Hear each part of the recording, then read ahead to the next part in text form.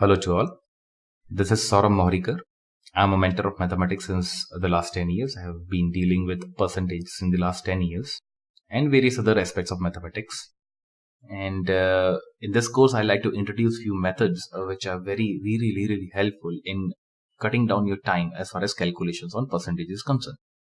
Because let's accept the fact that we are surrounded with percentages, be it school or be it college or be it work, we are always have to do something on percentages. Be it school, if we have to calculate a percentage of marks, or we have to do a project on it in college. And even if I'm working somewhere, I'm surrounded by percentages. If it is like percentage growth of a company, if I'm an investment broker, and percentage growth of a product, number of people liking, marketing, research, a lot of things are there in which percentages are used.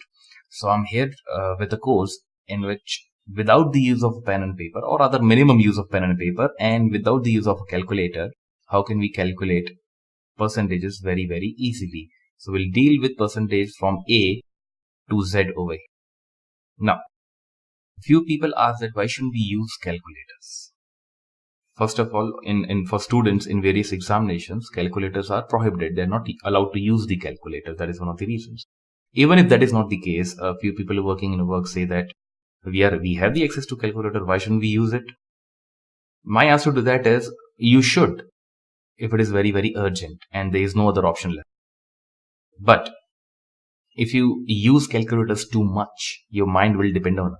And let's say if you stuck up in a very easy calculation, let's say like 26 into 11, your hand will automatically go towards calculator instead of doing like 260 plus 26. So your mind will rust off basically. That is the answer. That if you use calculator very to the extent which is not required. So as a proper saying goes, use it or lose it regarding the mind. So that is the answer, that we should not use the calculators too often. If it is urgent, you should basically go ahead with that. And why to go ahead with calculators if you have very cool methods present, especially when it'll take lesser time than the calculator. By the time you reach to the calculator, type your digits over there, you will be able to get to the answer in your head. So why to go for the calculators? Like this. See, if I take a special case, let's say I have to calculate 68% of 50. So whenever there is 50 involved over here, whenever we are calculating any percentage of 50, what we need to do is to just divide the percentage number by half. That is my answer is 34. Isn't that cool? That is, if whatever percentage I have to calculate of 50, if it is 63% of 50, I'll just divide 63 by 2 to get to the answer as 31.5. And this is not even up to 50. This is scalable to all those numbers which are ending in 0 and starting from 50. Example, let's say I have to calculate 64.82% of 5,000. Now 5,000 has a 50 in it, annexed by 2 zeros at the back. Now still we have to apply the same method. That is, we can apply the same method. That is, we halve the percentage number over here and I'll get 32.41 if I'm not wrong. Yes. Now this time there's a difference, that if there are 2 zeros at the end of 50 over here, as you can observe. So what I'll do is I'll move this decimal place 2 places to the right. And I'll get my answer as 3241. As simple as that. Isn't that cool? Now don't you think by the time you write 64.82% on a calculator and multiply it by 5,000, you'll get the answer in your head? So that is the case over here. Now, what is the concept behind this? The concept is very simple. A percentage of B is B percentage of A. Allow me to elaborate. See, A percentage of B is written as A by 100 into B. Then, if I interchange A and B over here, will become B by 100 into A, isn't it?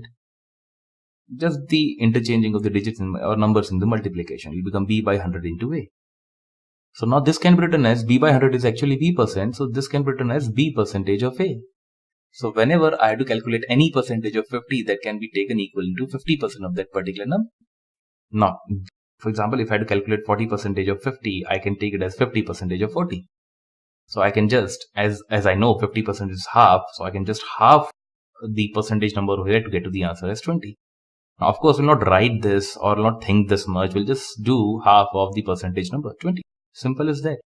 And as we have seen the last slide, we can actually apply to all the multiples of 50 which are ending in 0. So even if it is 5 lakhs or 50 million or 5 crores, you can apply it to any particular number which is ending in 0 and starting with 50.